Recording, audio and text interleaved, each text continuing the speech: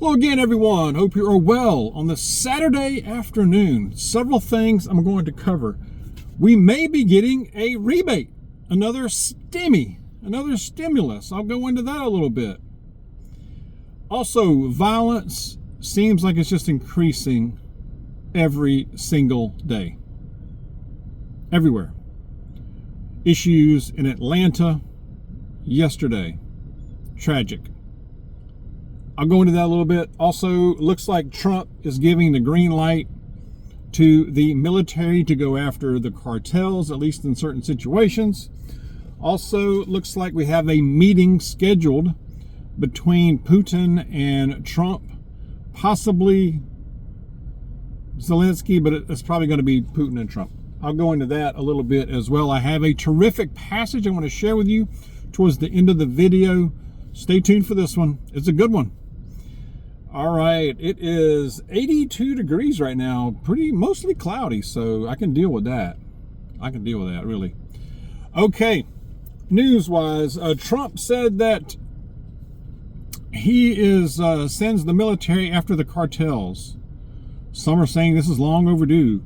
This happened yesterday. Trump ordered the U.S. military into action against the Mexican and other Latin American drug cartels,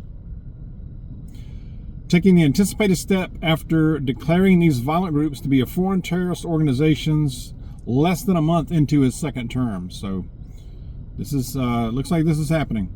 We'll see what happens. Sending the military to our southern border and potentially beyond is a much needed step for national security, many argue. All right, let's see. They say that cartel drones have been posing a dangerous drug trafficking risk in border states. Mexican drug and human trafficking cartels. This has been a problem. Both drug and human trafficking has been an issue for a while. We've effectively closed that southern border, but the trafficking continues to be an issue. There are reports that the Mexican military, the police are aiding the cartels as far as intrusions across the border, especially at night. That's what they're reporting here. It said that at least so far, the cartels own the night. They, so I guess they're thinking with the military involved, in U.S. military, that'll change. We'll see. That could be interesting. That could be very interesting, y'all. Let's see. Border security isn't just an immigration problem; it's a national security imperative. Yeah, I mean, you could make that argument. Well, the United States has a good bit of military assets right down there on the southern border, so that should be interesting. Just wanted to let you know about that. I saw that yesterday. Also, late yesterday, and they're talking about it some this morning, Trump and Putin will hold first in-person meeting since the war started. Now, it looks like this is going to be in Alaska, which is interesting. President Donald Trump, Russian President Vladimir Putin will meet next Friday, this August 15th. Leaders are expected to meet in Alaska. That's what's being reported. It's a highly anticipated meeting between the two presidents. And let's see, Great State of Alaska. They were talking about this last night on Truth Social, Trump's social media platform. The location of the meeting was a major point of interest after the summit was first floated following the Trump and Putin, floated by call between Trump and Putin, and on Wednesday after the White House envoy Steve Witkoff traveled to Moscow to meet with Putin in the Kremlin. All right. Let's see. So far, Zelensky is saying that he dismisses this and he's not going to participate. So we will see what happens. Maybe he's just posturing right now. There's some time. It's not till towards the end of next week, really, on the 15th. So something to watch. A lot can happen between now and then. I mean, right now we're just sitting on Saturday. So let's see. Violence is just increasing, y'all. We had this nutcase out there yesterday just started firing rounds at the CDC headquarters in Atlanta yesterday. This is right by Emory University. Emory University locked down, of course. Looks like his target was the CDC headquarters. And I saw a report saying that the main reason he was going to do that, or he was trying to do this, is because he felt like he was harmed by the, the treatment.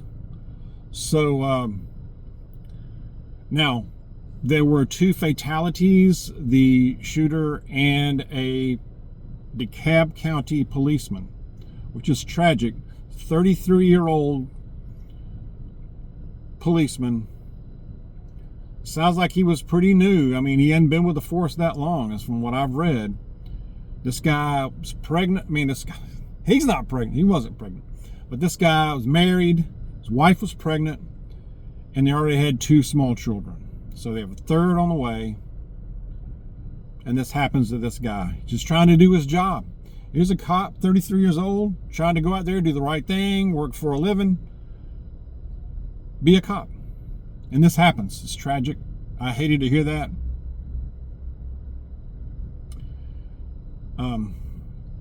But it sounds like, this is every day. I mean, it's almost every, if not literally every day, we hear about some kind of thing happening about an active shooter. It's almost, we hear it so much that it's almost like, oh, okay, there's another one, to where before, I mean, think about it. It wasn't that long ago that this would be big time news, like, oh my goodness, this never happens. Well, it always happens now, which is so alarming. It's so sad. It's a sign of the times, I believe.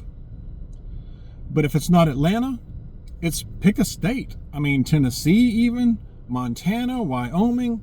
There was something going on in Pennsylvania. I mean, it's, it doesn't matter where anymore. It's not like it's a shock, no matter where it happens. But it seems like every single day you have an active shooter. There's a huge law enforcement response. It's just, they all kind of read almost similar now. It's not always clear why. I mean, obviously the guy's a nutcase. But it's so routine now. That's the part that's disturbing. It's disturbing to me that it's so routine now.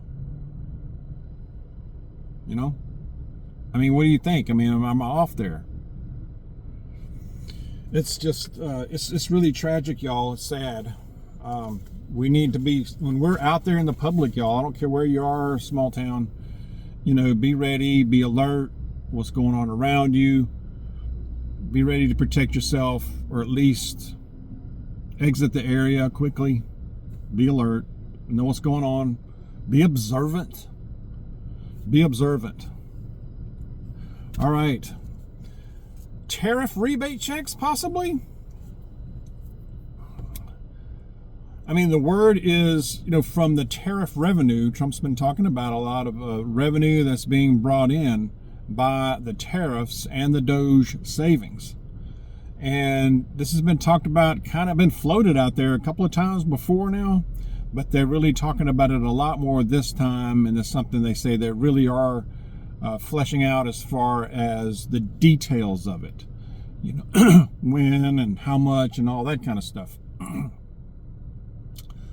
So far, it says that what they're proposing right now is $600 to every tax-paying adult and dependent child.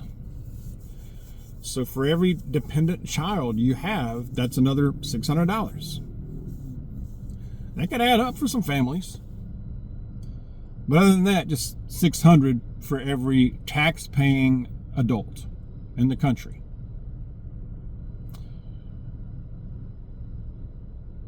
Personally, I think it should be $6,000. I mean, if you think about it, the mismanagement over the years, the fleecing, just the outright robbery, y'all. I mean, really. It should be minimum $6,000 probably more than that, per tax-paying adult and dependent child. Heck, that's my personal belief. This could really help. I hope it happens. I actually hope this happens. It could help a lot of people. I think it could help a lot of families that are just struggling to pay rent, y'all. And get medicine. School started back with kids. I know what you're going to say. Many are going to blow it. Yeah, many will be. Many are going to use it to put down on a down payment on a vehicle they have no business trying to buy, or other things, or other items. But it really could be a shot in the arm. If used wisely. I know that's the catch. A lot of people are going to use this and it's just going to go right out of their hands, right? But if this does happen and you receive this, or family members, urge them. What I would recommend, and I'm no financial expert, but if we get this, we're going to do what we did with the stimuluses some years ago, is we either do one of three things. We either just put it back and save, or number two, you could use it to pay off some debt, pay down something you need to get rid of a debt, or pay down on a debt, or invest it in some way. Precious metals, use it to get that vehicle fixed that you've been trying to get a tune-up on or serviced. Something your home needs. That's like an investment in your property and your shelter. That's what I would recommend. Pay down a debt, save it, or invest it. I know, it's like not a whole lot. $600, that's like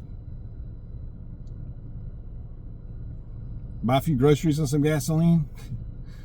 But, that's what I would recommend. And that's how we will, if both of us get it, it's $1,200. Now, this is not a certain thing. This is something they're putting, it has to go through the approvals, I guess. But this is just something they're talking about, and looks like it could happen. So, I just think it's interesting. Now, a lot of people are going to say, no, dog, we shouldn't get anything. They should put it all to the national debt. I get that. They should be able to do both. We should get something. Period. And if you get it, then you pay it, put it down to your debt. Pay down your debt. Almost everybody has some kind of debt. And you're like, oh, I'm debt free. You're going to pay property taxes probably. You need food. Paying a utility bill, I'm sure. Insurance. Homeowners insurance. Still got to have that. Health insurance. Invest in yourself. That's what I say. Hello. But anyway, we'll see what happens there.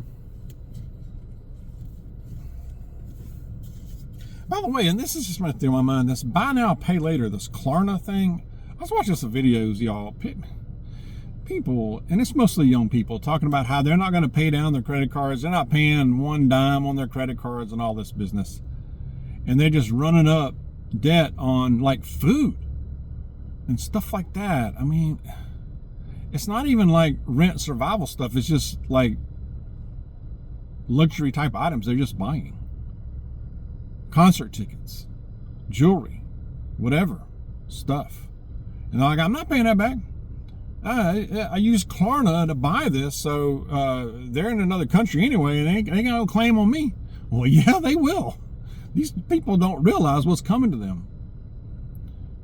If you have young people in your realm of influence, you even suspect they're using this stuff, please sit them down and educate them. Like, I know with our clients, any client that I have, especially the young people, it's a regular thing I do anyway, as far as some just basic understanding of finance, and just credit and purchasing things,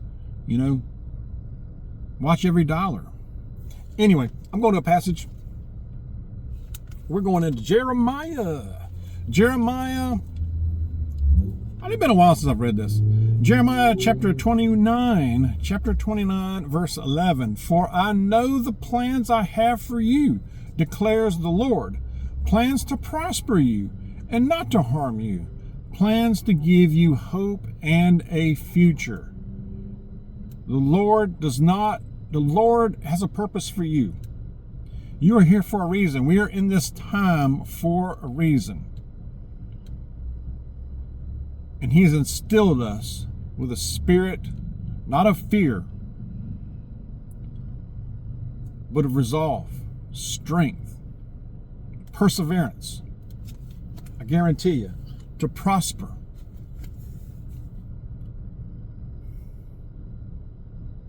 So I hope that's encouraging. Takes some effort on our part, though. But anyway, I hope that's encouraging. Share your thoughts. I appreciate you watching. If you like this video, hit the like button. And if you think it'll benefit somebody, share it with them.